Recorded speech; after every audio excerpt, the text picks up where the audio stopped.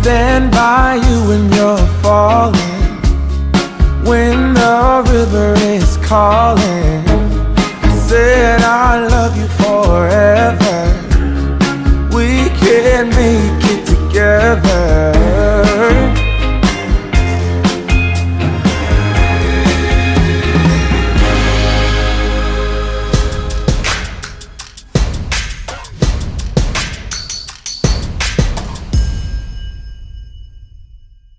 Today we're testing out the VOGE SR1 ADV. It is kind of a family member, I would say, in the family of the VOGE scooters, because we already have the SR1, which I was not able to test ride yet, and we have the ADV now, which apparently has a little bit better off-road capability.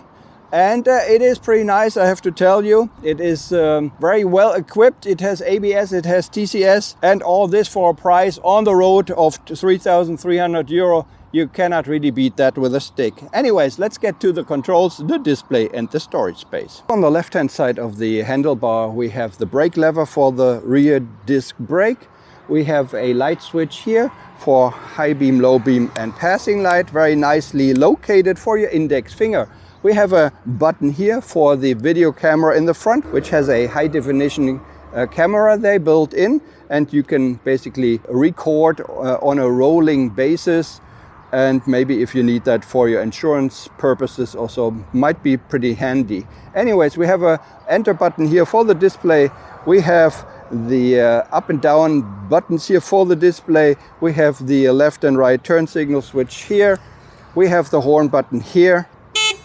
On the right hand side we have the throttle, we have the brake lever for the front disc brake. We have a button here for the TCS so you can disconnect it. We also have an emergency cutoff switch here, which also serves as a starter switch if you press it along with the brake lever. In the middle we have the display, which is not the best, and VOGE usually puts that into the lower price bikes and motorcycles of their lineup. I don't really like it. I mean, the speed is still visible, but all the other data there, it is kind of difficult to see in bright sunlight. So it's not the best, but it's acceptable, and it looks pretty cool, of course, when it's darker. You can see the speed, you can see the RPM, you can see all the control indicator lights here. We have a field here for odometer, and we can switch that around with the up and down button and trip.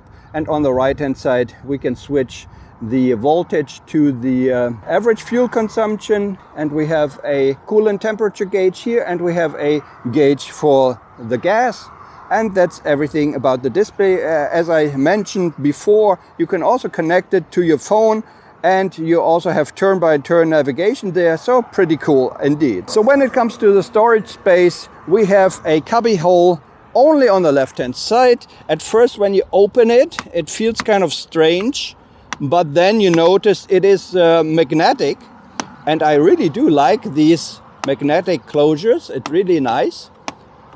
This cubby hole is very small, but we have a USB connection in there. That is on the plus side. We have a hook here for your groceries. On the right hand side, as I said, we don't have any cubby holes, but we do have the keyless go system here, which looks pretty nice, and almost reminds me a little bit of Honda and Yamaha, so pretty nice quality once again. We have a fuel cap opener and the seat opening here. Let's open up the seat so you can see the seat. Actually, I have to admit, it is not bad, the seat actually, but it is very slippery. So if you put your glasses or if you put your keys on it, you're kind of afraid that they will fall down because it's fairly slippery. When you open up the seat, you do not have a shock holding it in place. It does not look really that small, the boot, but I put in my Shark Spartan size M helmet, which is a full-faced helmet. Unfortunately, it still needs 2 or 3 or 4 centimeters in order to close the seat, so it doesn't work. So maybe only a jet helmet will fit in there underneath the seat.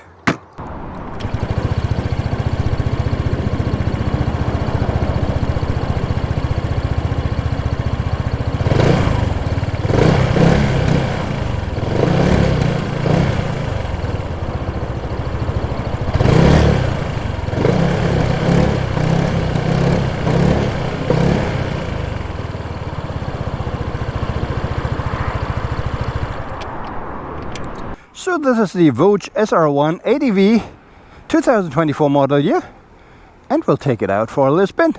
Let's go. So the first thing that you notice when you get on a scooter is that although the specs say it's only 770 millimeter seat height, it is actually fairly high. I'm 175, 5'9", and I can basically tiptoe only, as you can see. Okay, the seat is also very wide, maybe because of that, I don't know. Anyways, let's get going. We have a adjustable windscreen here. We are actually in the upmost position already, which is kind of strange. I thought it would go up like here. So you can only bring it down to the more sporty position. And that's what it is. Anyways, let's get going here.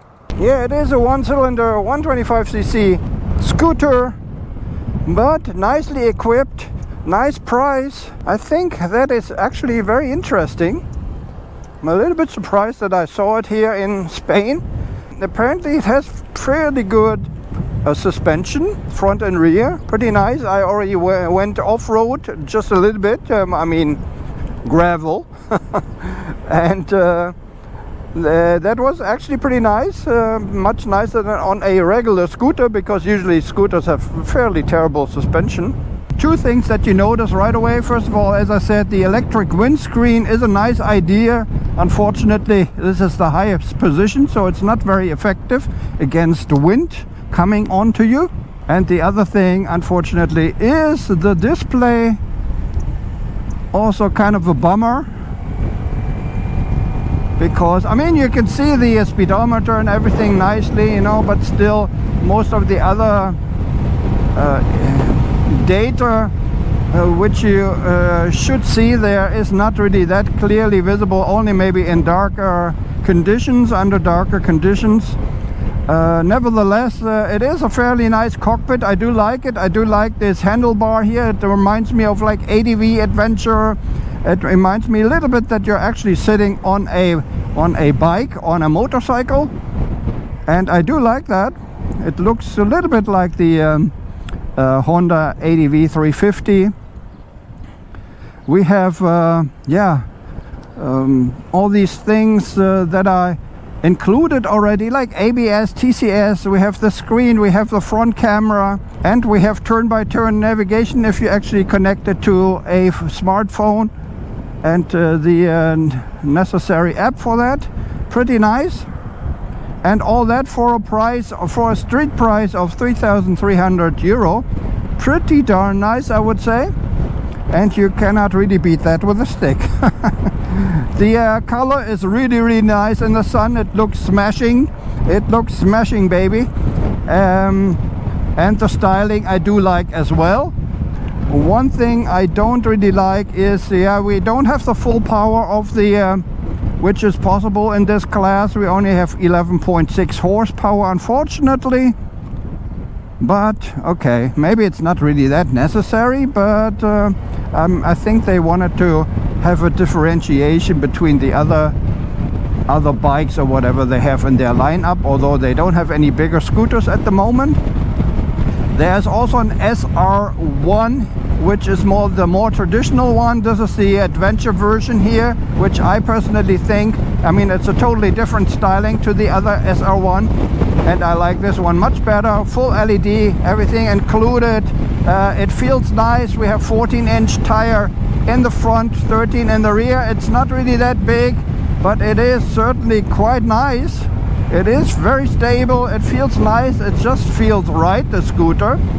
And the controls also, they leave a very good impression of high quality plastics here. I do like it very much. The mirrors are far enough on the outside that you can see everything in the rear. Also very nice quality built mirrors. That's also not that common, you know, maybe if the scooter is a lot cheaper like this one here, but it is definitely nice. Yeah, as I said, TCS, the traction control, is disconnectable. If you don't like it or for whatever reason, you can turn it off. One point of critique, I have to say, is a storage space underneath the seat, yeah, which is not really that great. You cannot even put my helmet, which is a full-faced Shark Spartan, a size M, in there, and usually that's a measure I use, you know. Basically all of the other 125 scooters you could put my helmet in there, but in this one you can't, so you can only put maybe jet helmets in there, so that's really a shame. Especially in Spain, there's a law coming up, I don't know when, but there's a law coming up that you're not allowed to use jet helmets anymore because of the all these accidents that happened. So I don't know when that is taking effect, but at the moment you can still ride with jet helmets, or you can put it underneath the seat. Yeah. To make a long story short, which is actually not a long story, well, it would be a long story if you were to buy it, then I'm sure it would be a very nice and long-lasting companion to you. But I don't want to make this video too long, and I'll just tell you that it's a very good deal scooter here, and everything very nicely equipped, very nice price, 3,300. You cannot get this almost anywhere nowadays, especially equipped like that. It is basically fully equipped, I mean, and so that is definitely nice. And yeah, that's all I wanted to say about the very nicely styled VOGE SR1 ADV here, model year 2024. Thanks very much for watching. This is Bernard out. Take care. Bye bye.